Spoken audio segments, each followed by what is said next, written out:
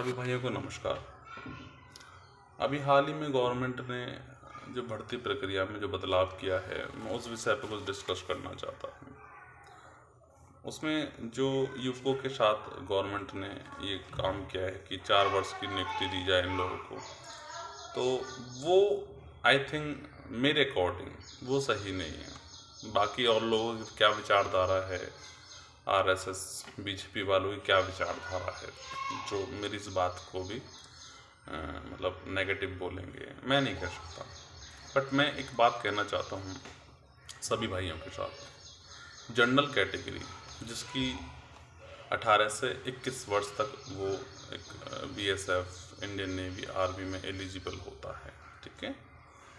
अब आपने क्या काम करा है? 4 वर्ष की नियुक्ति, 21 और 4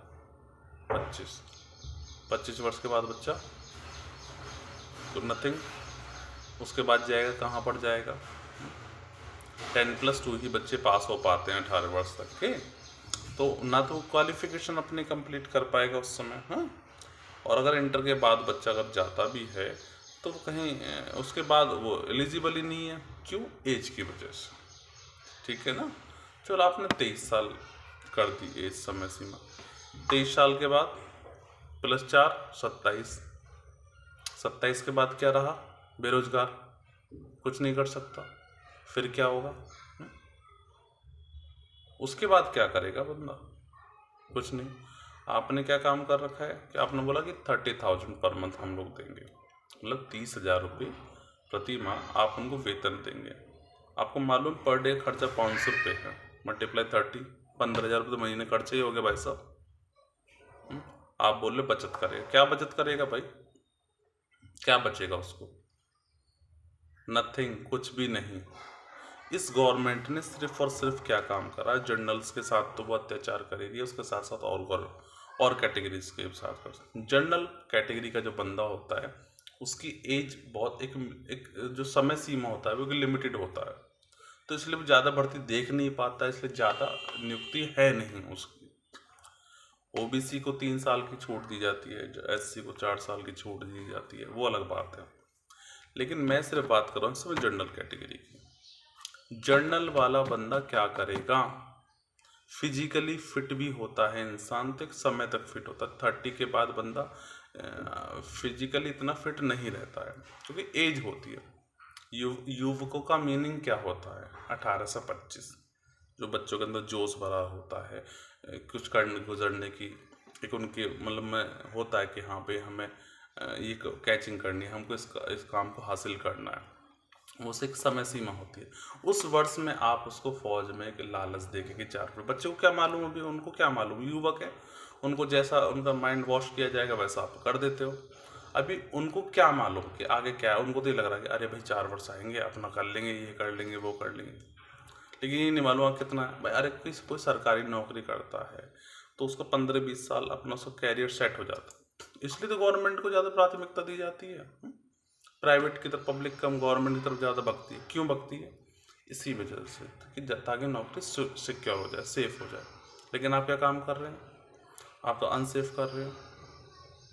आप कौन से नई बात कर? आपने बोला कि हम 10 लाख रुपए देंगे बाद में। क्या दे रहे हो आप? आप बच्चे को कमज़ोर कर रहे हो।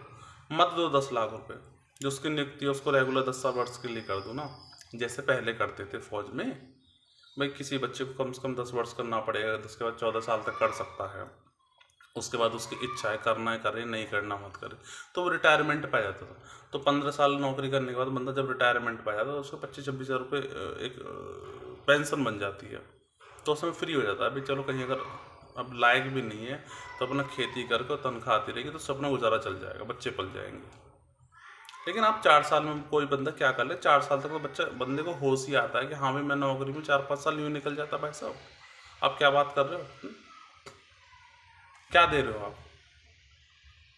मैं सिर्फ ये बात कहना चाहता हूँ, ये जो गवर्नमेंट है 2014 से लेके अब तक 2022 हो गया, इसको 8 साल पूरे कंप्लीट हो गए। इसने कोई भी काम एक ऐसा किया है कि किसी आम जनता ने इसको एक्सेप्ट किया हो? नहीं। इन्होंने सिर्फ और सिर्फ थोपा है। हर काम को इन्होंने थोपा है जनता के ऊपर। 2014 से लेकर आज तक हर चीज़ को थोपते आए। कभी भी इसको स्वीकार नहीं किया गया, इस कानून को। क्यों?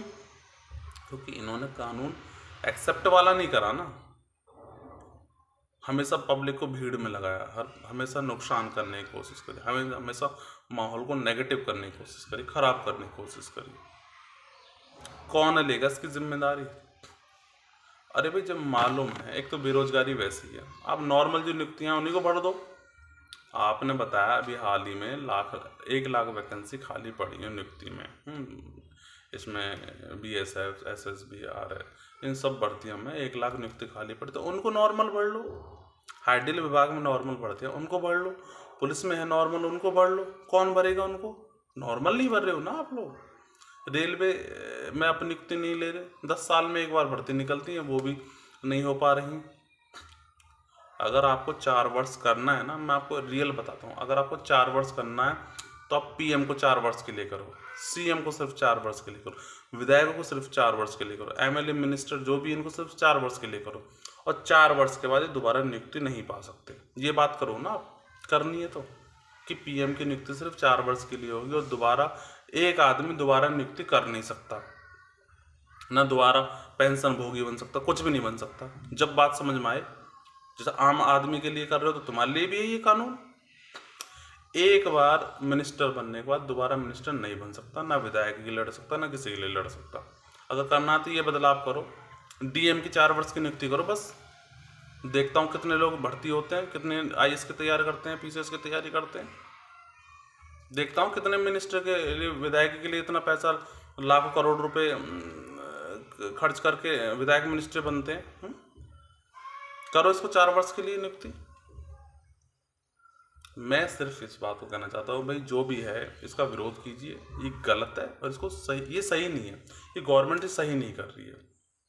तो गवर्नमेंट को समझना चाहिए कि ये किसी पे कानून को ना थोपे, वरना इनका ही नुकसान है।